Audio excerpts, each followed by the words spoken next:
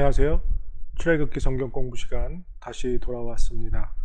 함께 이 영상을 통해서 말씀을 공부할 수 있는 은혜와 또 기회를 주신 하나님께 감사드리고, 또 이 시간 함께 해주신 여러분들에게도 감사드립니다.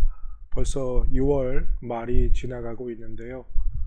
여러분들 가정에 평안과 또 기쁨, 감사, 그리고 코로나 19으로 힘들고 어려운 시간들을 보내고 있지만 하나님께서 함께 해주시는 은혜가 넘치게 되길 바라고, 또 하나님이 지켜주심을 통해서 여러분들의 가정에 풍성한 은혜가 넘쳐나시기를 바라고 또 기도하겠습니다. 오늘 이제 출애굽기 37장 말씀 저희들이 살펴보게 될 텐데요.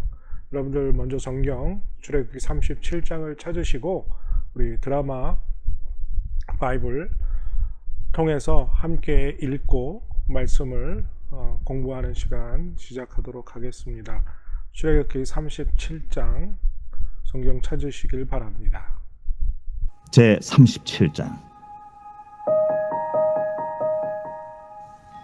부살렐이 조각목으로 궤를 만들었으니 길이가 2규빗 반, 너비가 1규빗 반, 높이가 1규빗 반이며 순금으로 안팎을 싸고 위쪽 가장자리로 돌아가며 금태를 만들었으며 금고리 넷을 부어 만들어 네 발에 달았으니 곧 이쪽에 2고리요 저쪽에 2고리이며 조각목으로 채를 만들어 금으로 싸고 그 채를 궤 양쪽 고리에 꿰어 궤를 매게 하였으며 순금으로 속죄소를 만들었으니 길이가 2규빗 반, 너비가 1규빗 반이며 금으로 그룹 둘을 속죄소 양쪽에 쳐서 만들었을 때 한 그룹은 이쪽 끝에 한 그룹은 저쪽 끝에 곧 속죄소와 한 덩이로 그 양쪽에 만들었으니 그룹들이 그 날개를 높이 펴서 그 날개로 속죄소를 덮었으며 그 얼굴은 서로 대하여 속죄소를 향하였더라.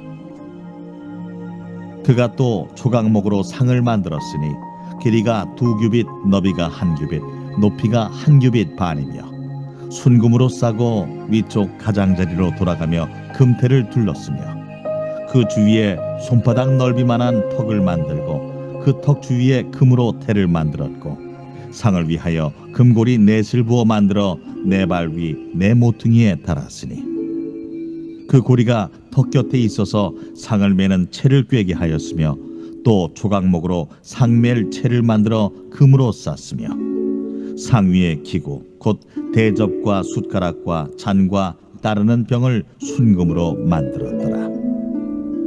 그가 또 순금으로 등잔대를 만들되 그것을 쳐서 만들었으니 그 밑판과 줄기와 잔과 꽃받침과 꽃이 그것과 한 덩이로 되었고 가지 6이 그 곁에서 나왔으니 곧 등잔대의 3가지는 저쪽으로 나왔고 등잔대의 3가지는 이쪽으로 나왔으며 이쪽 가지에 살구꽃 형상의 잔셋과 꽃받침과 꽃이 있고 저쪽 가지에 살구꽃 형상의 잔셋과 꽃받침과 꽃이 있어 등잔대에서 나온 가지 6이 그러하며 등잔대 줄기에는 살구꽃 형상의 잔넷과 꽃받침과 꽃이 있고 등잔대에서 나온 가지 6을 위하여는 꽃받침이 있게 하였으되 2가지 아래에 한 꽃받침이 있어 줄기와 연결하였고 또 2가지 아래에 한 꽃받침이 있어 줄기와 연결하였고 또다시 2가지 아래에 한 꽃받침이 있어 줄기와 연결되게 하였으니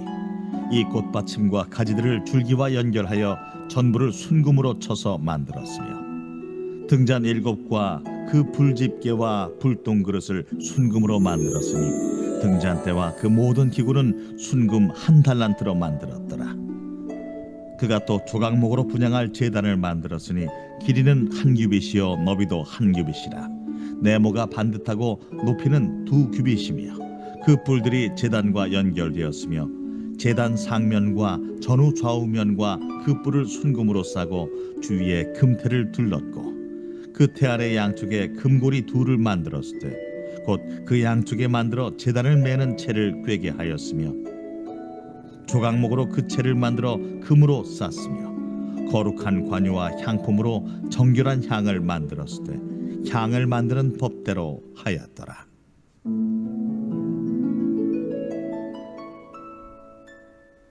네, 37장 내용을 살펴보았습니다. 오늘 37장은요, 36장에서 성막 구조물, 밖에 형성되는 성막의 구조물 골격과 덮게 만드는 일에 대해서 살펴보고요. 37장에 들어서는 이제 성막 내부에 각종 성물들을 제작하는 이야기를 진행해 나가고 있습니다. 특별히 본문에서는 성막 중에서 가장 큰 비중을 차지하는 지성소 내의 기물들과 그리고 또 성소에 있게 되는 기물들을 만들고 있습니다. 먼저 1절에서 9절까지는 법궤와 속죄소를 만드는 이야기가 나오고요. 그리고 10절에서부터 16절까지는 떡상과 그리고 그 떡상에 필요한 그릇들, 그리고 17절에서 24절까지는 등대와 또 그 등대에 필요한 물품들, 그리고 25절에서 28절까지는 분향단과 또 분향단에 필요한 것들을 만들었다라고 말하고 있습니다. 지난주에 우리가 살펴본 것처럼 성막의 골격을 이루는 물건들은 조금은 화려하고 다양한 재료들을 사용해서 참 아름답게 꾸몄습니다.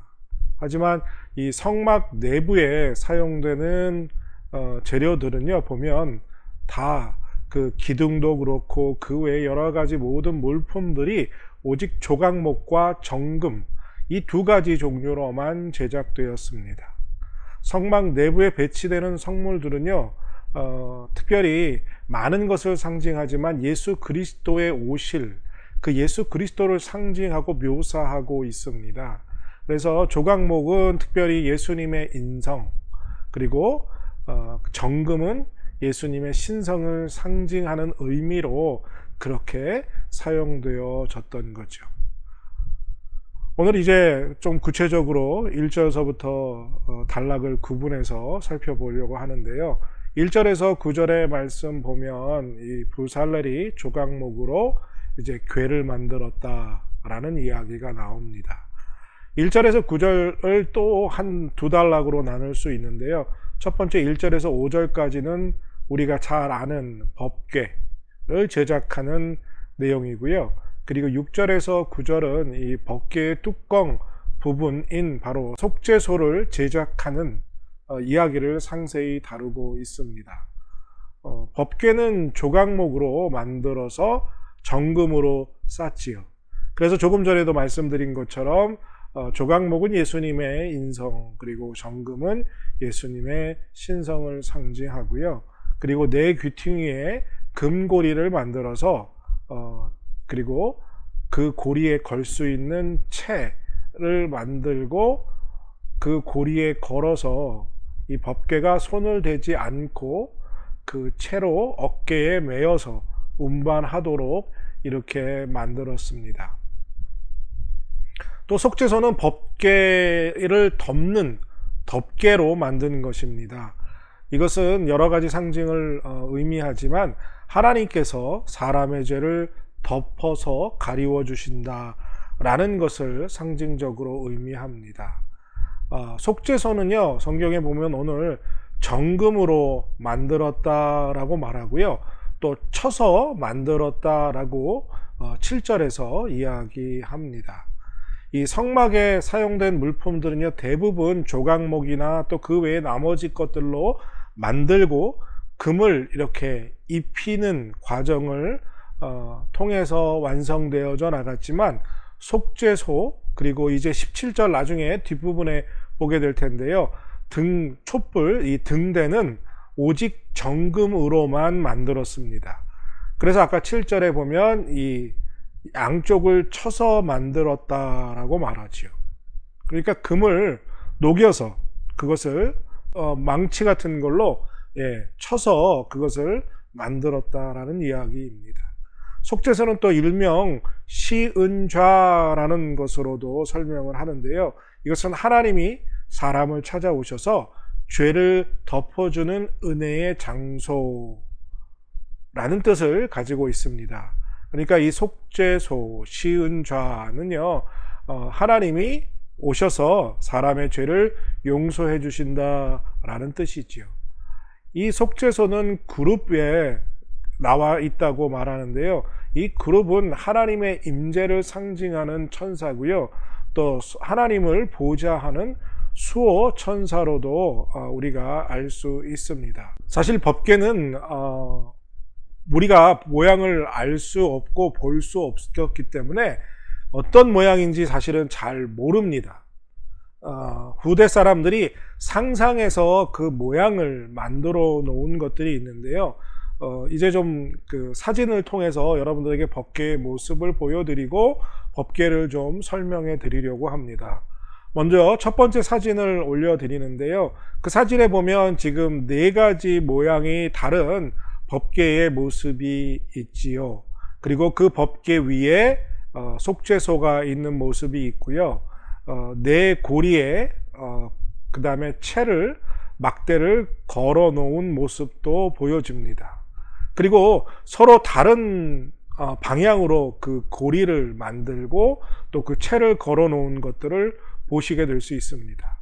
그러니까 사실 여기에 나온 4가지 그림, 그리고 또 요즘 다른 곳에서 찾을 수 있는 이 법궤의 모양은 사실은 정확한 모양이 아니기 때문에 그냥 후대 사람들이 추정해서 만든 것으로 조금씩 차이가 있지만 이와 비슷했을 것이다 라는 그러한 저희들의 예상을 해볼 수 있는 모습인 거죠. 그 법궤의 가로, 그러니까 길이는요, 112cm. 그리고 세로는 폭이라고 할 수 있죠. 한 67.5cm. 그리고 높이도 폭과 같이 약 67.5m. 왜냐하면 한 규빗 반이라고 표현했기 때문입니다. 그리고 아까 성경에서도 나온 것처럼 시은좌를 바로 mercy seat이라고 표현한다는 거죠. 그것을 영어로. 그리고 그 위에 있는 천사가 서로를 마주보고 이제 그 법궤 아래를 쳐다보고 있는 모습을 이렇게 사진으로 볼 수 있습니다. 조금 더 자세하게 이제 보면요, 이런 형상으로 제사장들이 나중에 이 하나님의 법궤를 옮기게 되는 거죠. 그 앞에서 양각 나팔을 불고요, 뒤에 제사장들이 법궤를 들고 이 법궤를 어깨에 메고 그리고 이렇게 운반하는 그러한 모습을 상상으로 만들어 본 것입니다. 그 다음 사진을 보면요, 우리 출애굽기 25장 22절에 있는 말씀과 법궤의 형상을 볼 수 있습니다. 거기서 내가 너와 만나고 속죄소 위에 곧 증거궤 위에 있는 두 그룹 사이에서 내가 이스라엘 자손을 위하여 내게 명할 모든 일을 내게 이르리라. 그러니까 이 법궤를 통해서 하나님이 이스라엘 백성을 만나 주시고 그리고 하나님께서 말씀해 주시겠다라는 약속의 말씀을 이 법궤를 통해서 하나님이 주셨음을 볼 수가 있지요. 법궤의 모습을 조금 더 구체적으로 이제 나누어 보면요, 아까 말씀드린 것처럼 조각목으로 만들고 안과 밖은 정금으로 이제 쌌고요. 이 속죄소는 금을 그대로 녹여서 두들겨서 만들었다라는 겁니다. 그래서 길이는 2규빗 반, 그리고 넓이와 높이는 똑같이 1규빗 반으로 되어 있고요. 금고리가 4개, 양쪽 모퉁이에 4모퉁이에 있고, 채도 이 나무채로 조각목으로 깎아서 금을 입혀서 이렇게 들고 다닐 수 있는 막대로 사용했던 거죠. 그리고 두 그룹도 아까 말씀드린 것처럼 이렇게 금으로 만들어져 있습니다. 사실은 성경에 보면요, 법궤는 여러 가지 다양한 명칭들이 있습니다. 그 명칭들을 하나하나 좀 살펴보면요, 우리가 지금 말하고 있는 법궤, 그래서 하나님의 법인 이 계명, 10계명에 들어있는 상자, 그래서 법궤라고 부르기도 했고요. 그 다음에 언약궤, 그 하나님의 언약의 말씀이 들어있다는 거죠. 왜냐하면 10계명을 잘 지키면 하나님이 복 주시겠다라는 언약이 포함되어 있다라는 의미에서 언약궤라고 부르기도 하고요. 그 다음에 증거궤라는 표현을 쓰는데요, 이것은 하나님과 예수 그리스도, 그리고 그 구원의 말씀이 그 안에 담겨져 있다라는 의미에서 증거궤, 그리고 금괴라는 표현은 이제 아주 단순하게 말 그대로입니다. 금으로 싸졌기 때문에 금괴라고 말하고요. 또 권능의 괴라고 하는 것은 하나님의 권세가 나타나기 때문인 거죠. 이스라엘 백성 가운데 이 법궤가 있었을 땐 그것이 정말 어떤 권능을 가지고 있는지 모르지만 하나님의 법궤가 이방 민족에게 이제 뺏겼을 때가 있을 때 그 이방 민족에게 나타났던 여러 가지 아주 기이한 자연 현상을 보면서 하나님의 권능의 궤라는 의미가 이제 우리가 기억하게 되는 거죠. 또 거룩한 궤, 하나님의 궤, 여호와의 궤라는 표현으로도 이렇게 다양한 법궤의 명칭을 가두고 있습니다. 이 법궤 안에 우리가 잘 아는 대로 들어있는 것은 세 가지죠. 십계명 돌판 2개, 그리고 아론이 들고 있었던 지팡이, 그 쌍난 지팡이죠. 그리고 만나를 담아두었던 만나의 항아리. 그래서 이것을 상징적으로 어떤 표현을 쓰느냐면요, 십계명은 하나님의 말씀, 그래서 성부 하나님, 그리고 쌍난 지팡이, 그 죽은 나무의 지팡이에 싹이 났잖아요. 새로운 생명. 그러니까 하나님이 주시는 하나님의 성령 하나님이라는 의미가 있고요. 이 만나는 우리가 잘 아는 것처럼 이스라엘 백성의 양식이었죠. 그러니까 말씀 대신 하나님, 그래서 성자 하나님을 의미한다라는 것으로 상징적으로 이렇게 이해하고 또 우리가 그렇게 받아들이고 있습니다. 여기까지 이제 그 첫 번째 법궤와 그리고 속죄소에 관한 부분을 살펴봤고요. 10절에서부터 16절 보게 되면 이제 조각목으로 상을 하나 만드는데요. 이것이 바로 진설병을 놓을 수 있는 떡상과 그 기구들을 만들게 됩니다. 떡상을 만들고요. 그리고 그 기구들로 대접, 숟가락, 잔, 그리고 병, 이런 것들을 만들게 됩니다.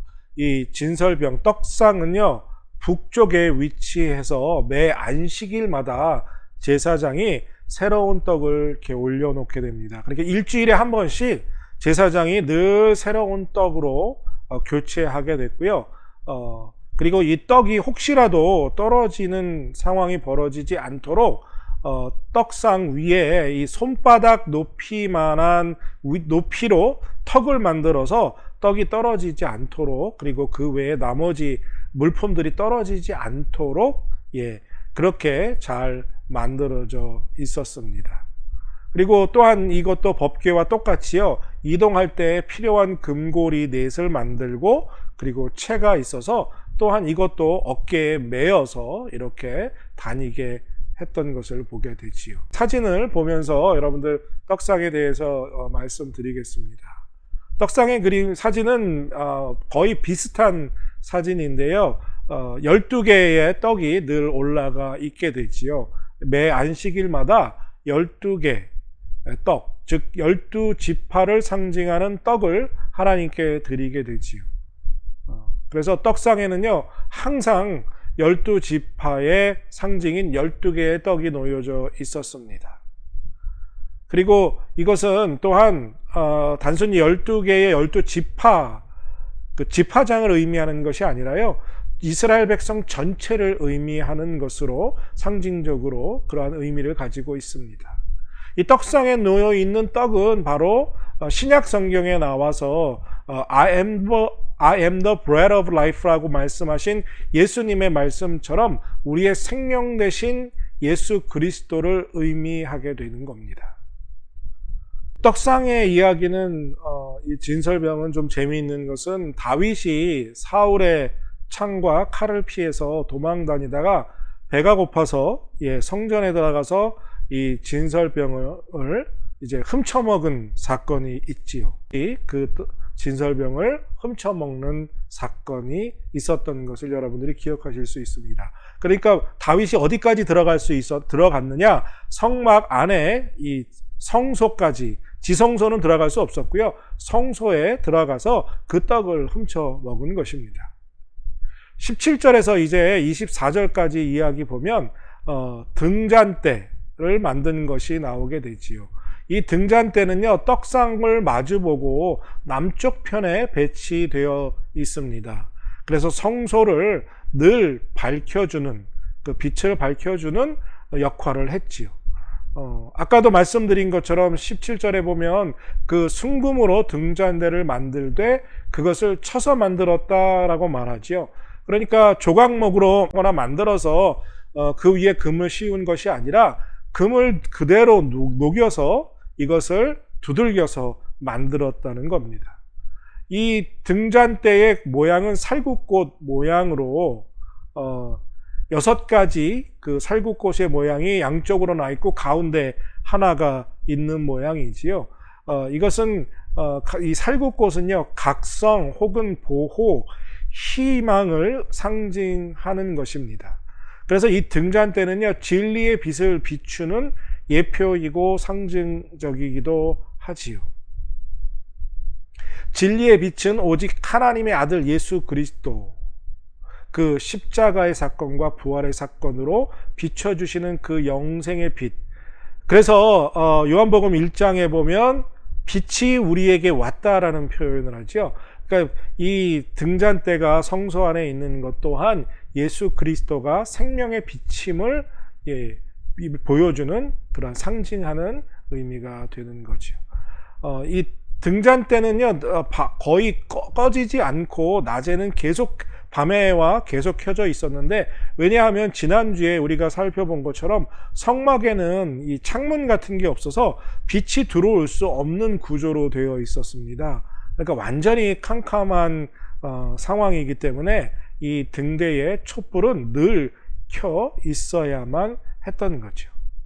이 등잔대 가지가 총 7개로 나와 있는데요. 여러분들 성경에서 이 7은 늘 완전 숫자에 해당합니다. 그러니까 완전한 빛 7개가 비친다. 성령의 인도하심이 있고 그것이 생명의 빛이다. 진리의 빛이다. 라는 것을 이야기해 주는 거죠.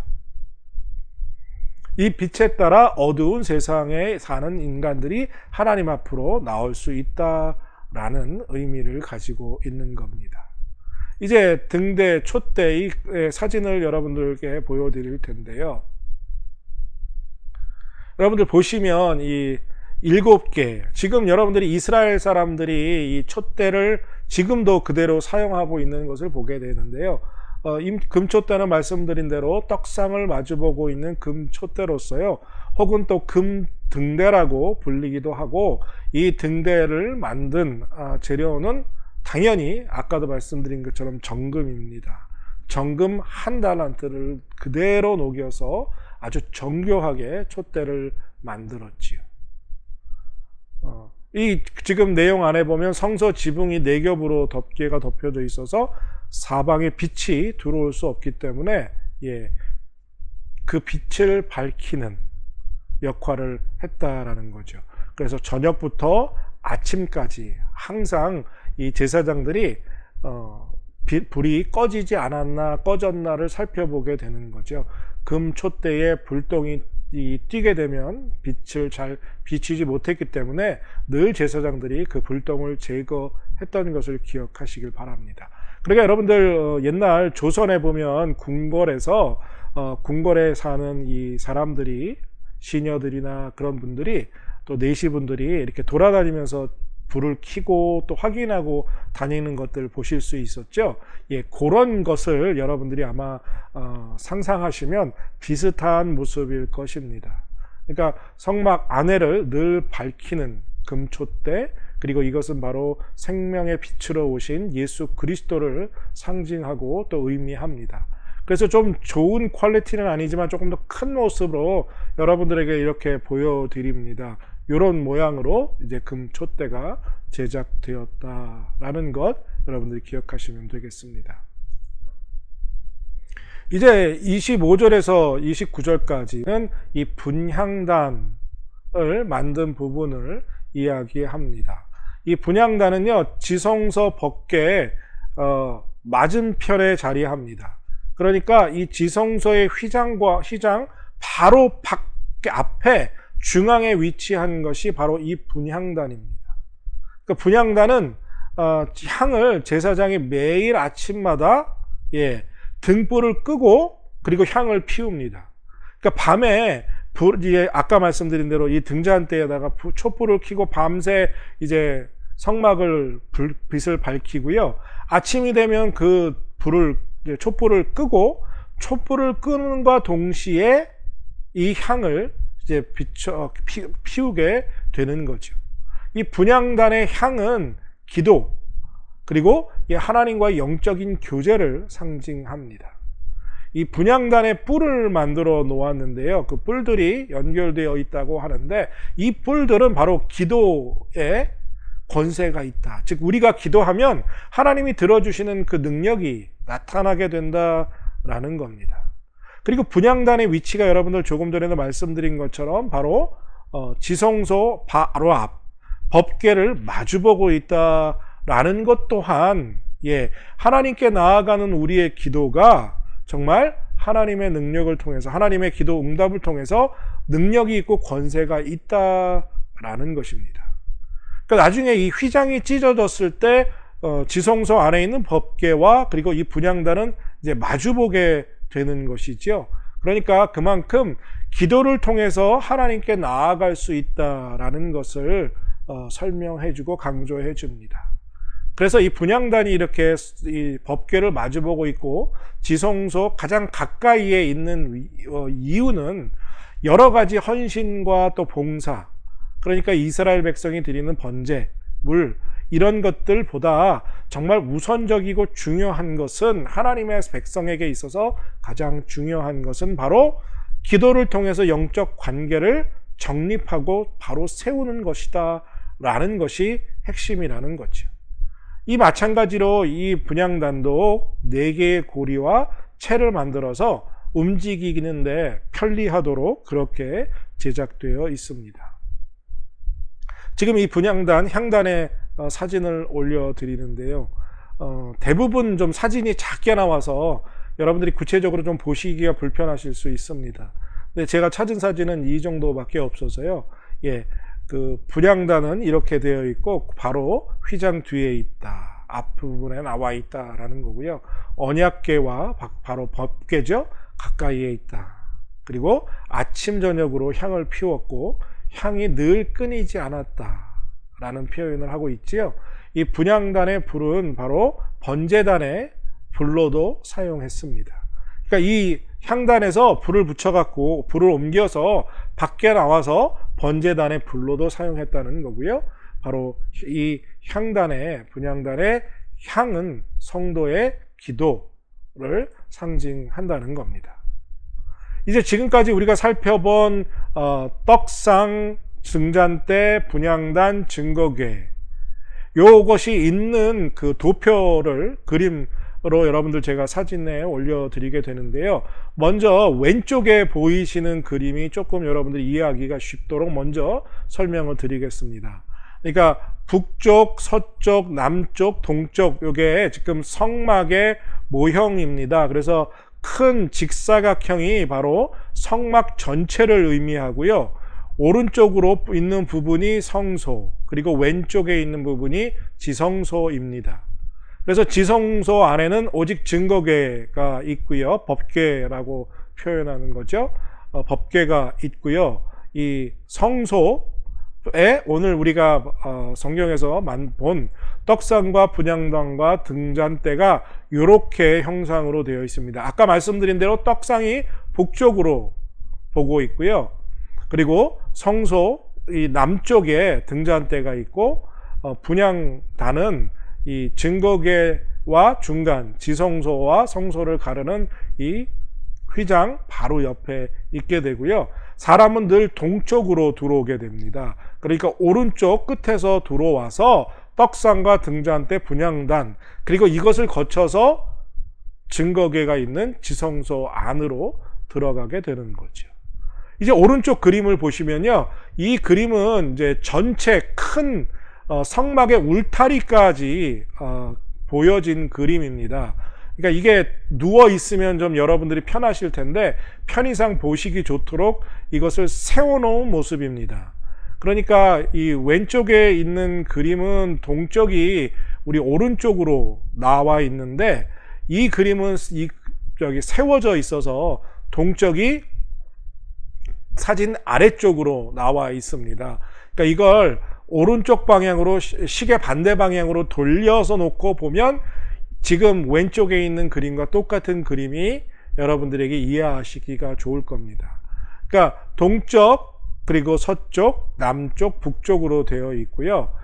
전체 이 큰 직사각형이 이 성막 울타리를 크기를 의미하는 거고요. 저희들이 지금까지 살펴본 건 바로 그 안에 조그만 성막의 그 박스 직사각형을 보시게 되는 거죠.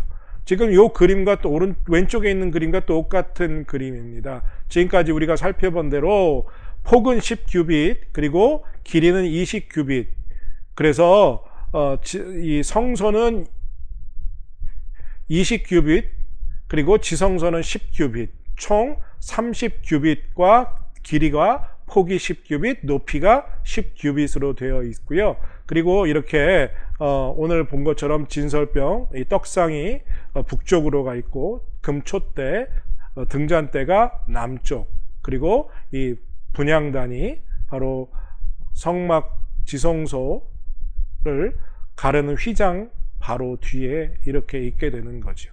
그래서 늘 이스라엘 백성은 동쪽으로 들어오고요. 그것을 통해서 성소 안으로 들어가서 진설병 그리고 금촛대 금향단을 지나서 언약궤가 있는 법궤가 있는 지성소를 대제사장이 들어가게 이렇게 사진이 되어 있습니다. 이제 여러분들이 좀 성막을 조금 더 이해하시기가 편하실 줄로 믿습니다. 지금까지 함께 해주신 여러분들 감사드리고요. 다시 한번 여러분들의 가정의 평안함과 또 하나님이 지켜주시는 은혜가 넘치시기를 바랍니다. 출애굽기 성경 공부 지금까지 함께 해주셔서 감사합니다. 다음 이 시간까지 여러분들 건강하시고 또 다음 시간에 여러분들 찾아뵙겠습니다. 감사합니다. 건강하시길 바랍니다.